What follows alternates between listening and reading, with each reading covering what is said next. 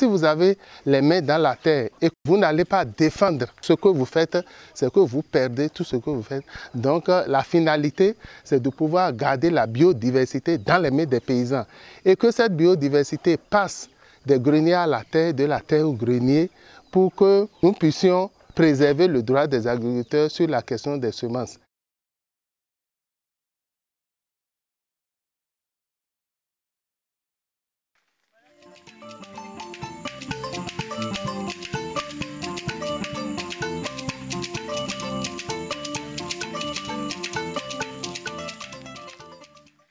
Le COASP, c'est comme un cadre de concertation de beaucoup d'organisations dans les pays d'Afrique de l'Ouest qui luttent pour la promotion et la conservation, mais surtout la valorisation, la culture des semences paysannes en agroécologie paysanne. On ne garde pas les semences juste pour les conserver, mais c'est vraiment parce qu'on pense qu'elles sont utiles à notre système de production en agroécologie paysanne et qu'elles nous apportent aussi énormément en termes d'alimentation et de nutrition.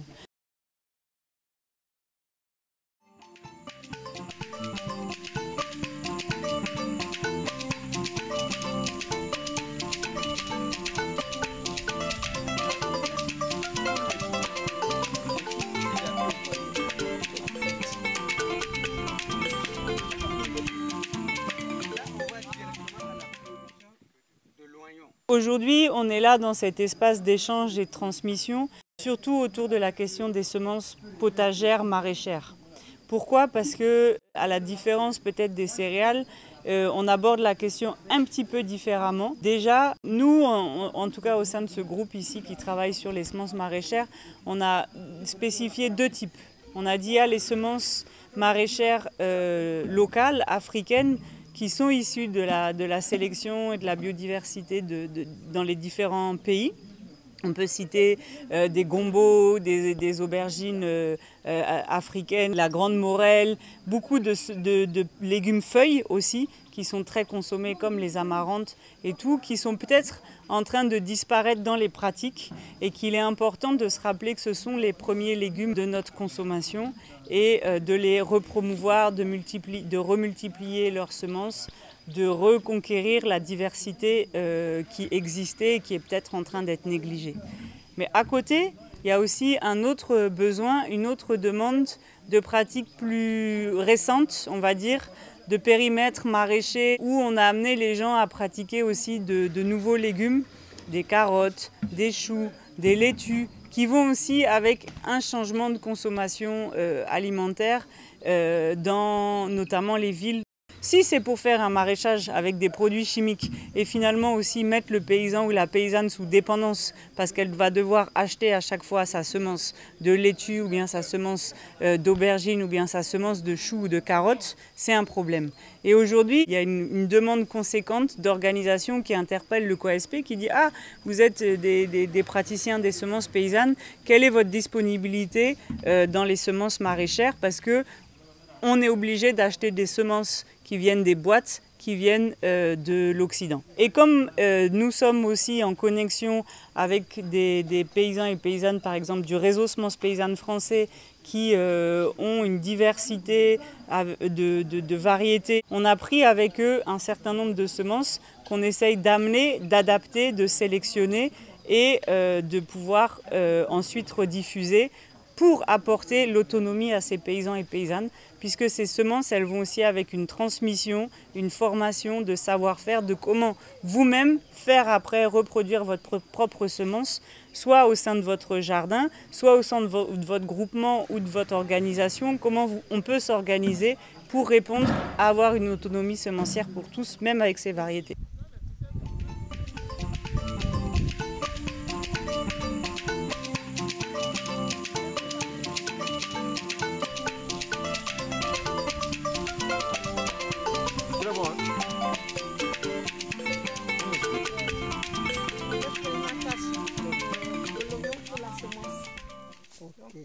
La dernière stratégie qu'on a pu mettre en place, ça c'est la promotion, n'est-ce pas, des cases vivantes des semences paysannes.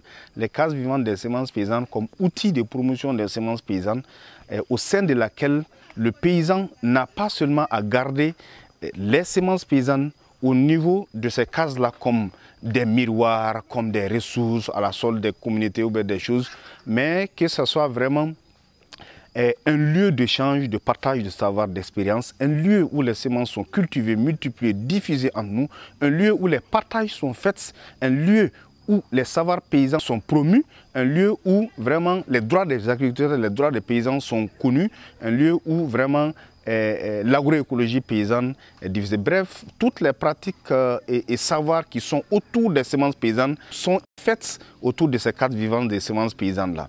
Donc vraiment pour la promotion et l'autonomie sémencière au sein de ces communautés, donc voici ce que nous on a pu mettre en place au sein de notre réseau pour, n'est-ce pas, la promotion des semences paysannes et pas que les semences paysannes, mais du système sémencier paysan, défendre le système sémencier paysan aussi avec les semences paysannes dans notre région.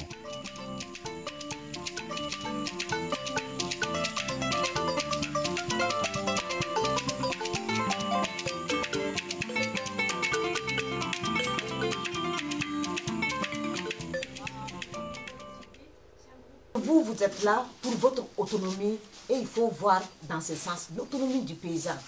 Ce n'est pas l'autonomie de l'État, c'est l'autonomie du paysan. Donc il faut tout faire pour être sorti de ces systèmes. Parce que Abdraman l'a dit, nous c'était la même chose. Mais ensemble on s'est assis et puis on a échangé entre nous et puis on a dit, oh, nous on ne dit pas de fermer l'autre système. Mais on veut que les deux systèmes, que l'État reconnaisse les deux systèmes à des mêmes égalités. Mais on ne veut pas rentrer aussi dans la certification, dans les catalogues. Non, non, non. Notre propre registre et puis décrire tout ce que nous avons dans notre main pour que ça ne puisse pas nous échapper.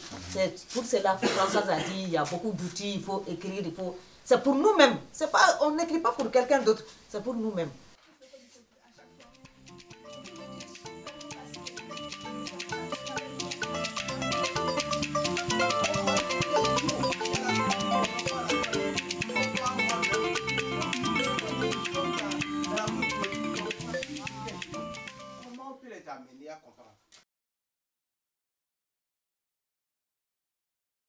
Le besoin, c'est de pratiquer l'agroécologie paysanne.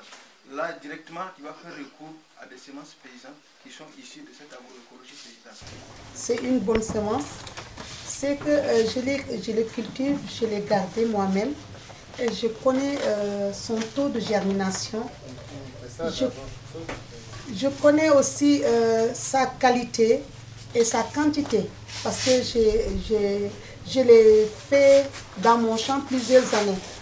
Donc, je devrais avoir des critères à donner pour garantir que cette semence est une bonne semence. À propos de taux de germination, quand les paysannes amènent leurs semences, en même temps avec eux, on essaie de faire les planches et faire le taux de germination. Si on voit que les semences n'ont pas poussé, on ne peut plus les garder.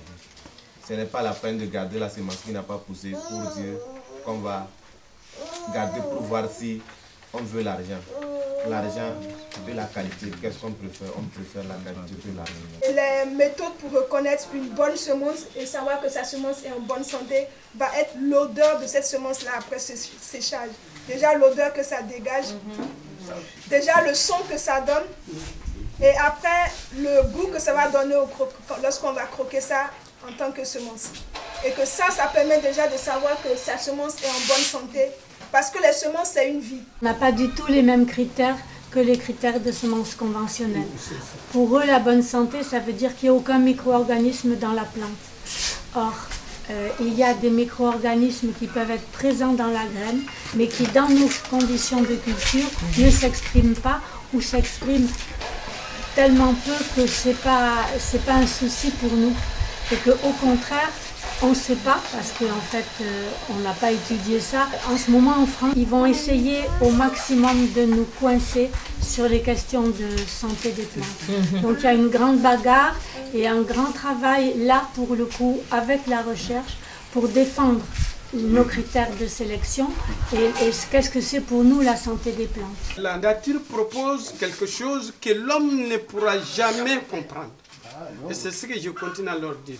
Une semence, c'est pourquoi la valeur des cases de semences, quand ces cases de semences-là, telles que nous l'avons décrites, fonctionnent, les semences toujours vont se renouveler, vont adapter, vont fournir d'autres gènes qu'ils n'auront jamais dans leur catalogue. Alors, ce que je voudrais ajouter par rapport à tout ce qu'on a fait là, dans ce qu'on a mis droit, est-ce qu'on a pris, parce que ça, c'est cet aspect-là, ils ne pourront jamais comprendre. En tout cas, si nous sommes en Afrique, c'est l'aspect socio-culturel. Ils ne vont jamais comprendre, ils ne comprendront pas.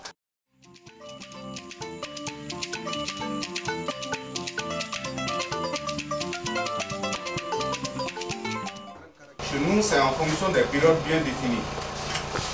On choisit des périodes critiques à laquelle les semences sont sélectionnées.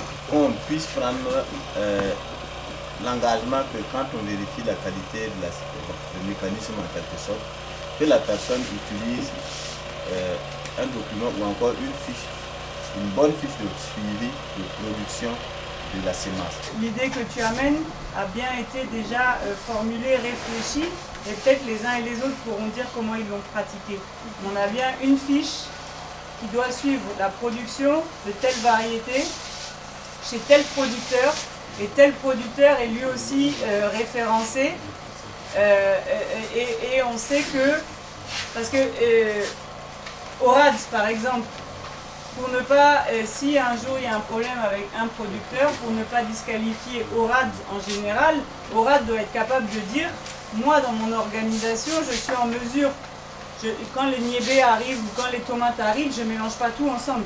Je suis en mesure de suivre, tracer ma semence et savoir que c'est chez Gaston, c'est chez Eric, c'est chez Issa, c'est au jardin de Payeroun qu'elle a été produite et remontée comme ça. Ce qui permet, c'est pas forcément remonter pour directement sanctionner, mais c'est remonter pour aussi voir où est le problème par rapport à tel et essayer de s'améliorer. Les groupements avec lesquels on travaille aussi, on prend des gens parce qu'on cohabite ensemble. On sait qui est brave, qui n'est pas brave, qui fait quoi et comment le faire. Donc on te responsabilise une variété et tu vas expérimenter dans ton jardin et en suivant le responsable qui t'a donné, celui qui t'a donné la semence ou bien celle qui t'a donné la semence va te suivre pour voir est-ce que tu as bien fait l'expérimentation qu'on t'a donnée. Donc voilà, parce que cette dernière doit aussi amener au retour quelque chose à la case.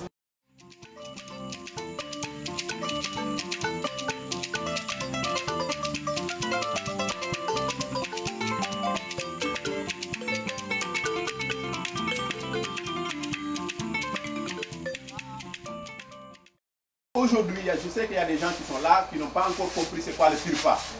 Moi, j'ai fait des ateliers dans le TRIPA, mais à chaque fois j'oublie ce qui s'est passé. L'UPOV, 91, tout cela là.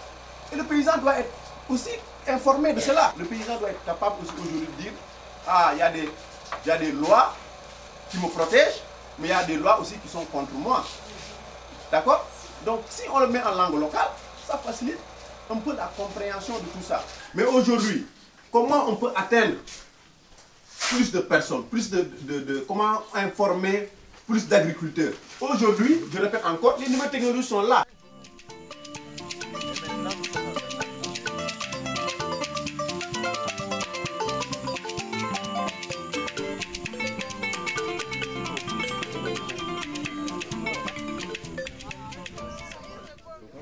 On a mis ces cadres pour pouvoir échanger avec le gouvernement sur la reconnaissance des semences paysannes. Et les semences paysannes, c'est la majorité dans le pays. Si tu regardes le Mali, c'est 80% sur les autres semences.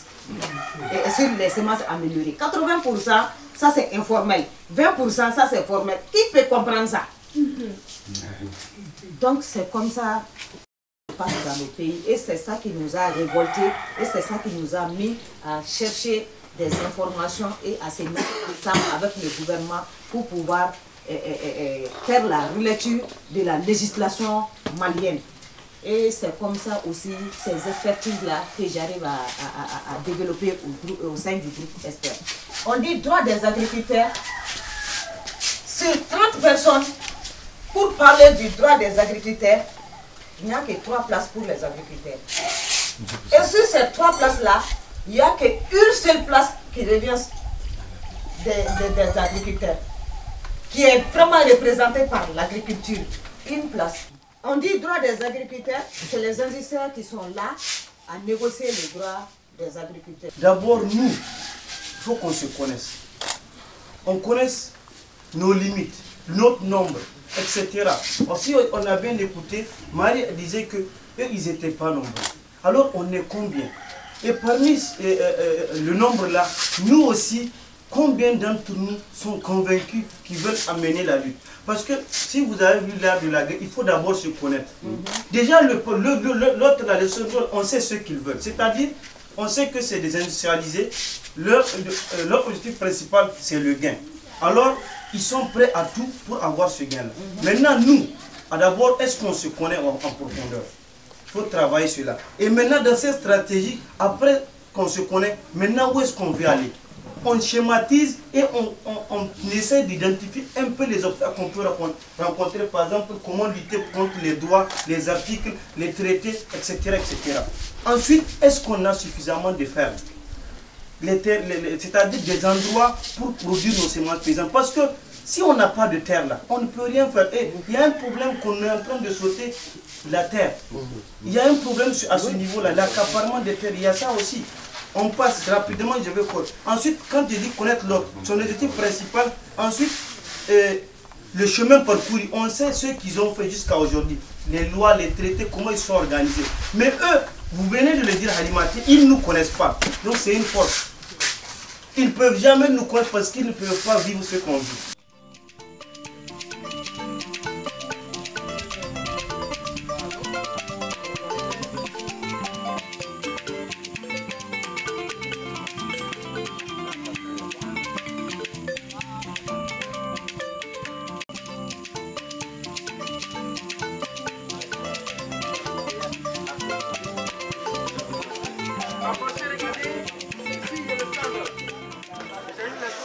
Échange paysan, un espace de communion, un espace de solidarité.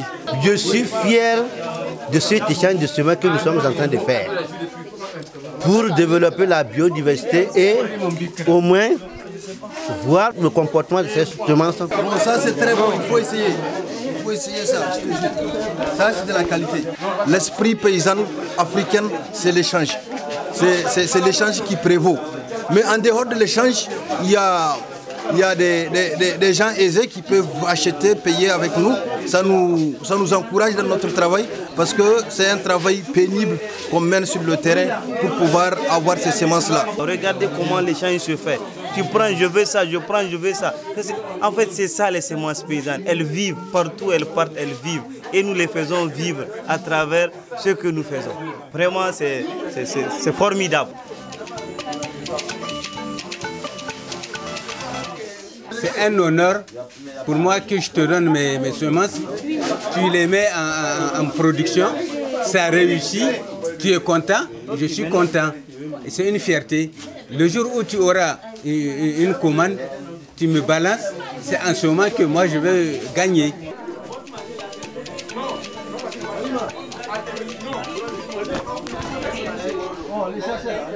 Nous les humains, nous ne prenions pas la mesure des choses. Les gens taillent beaucoup plus l'importance aux villas, aux voitures, à l'argent et laissent l'essentiel. Pour moi, l'essentiel, c'est la nourriture. La question de la nourriture est une question que moi, je dis stratégique, quoi. Parce qu'on peut tuer par la faim. Lorsque vous ne pouvez pas produire vous-même votre propre semence, et d'aller chercher la semence dans des magasins comme si on allait chercher des produits à la pharmacie. Mais en ce moment, c'est que nous, on est capable de nous faire tuer, de nous faire mourir de faim. Parce que la personne qui a ces semences-là, sous ces mains-là, c'est cette personne-là qui donne les ordres.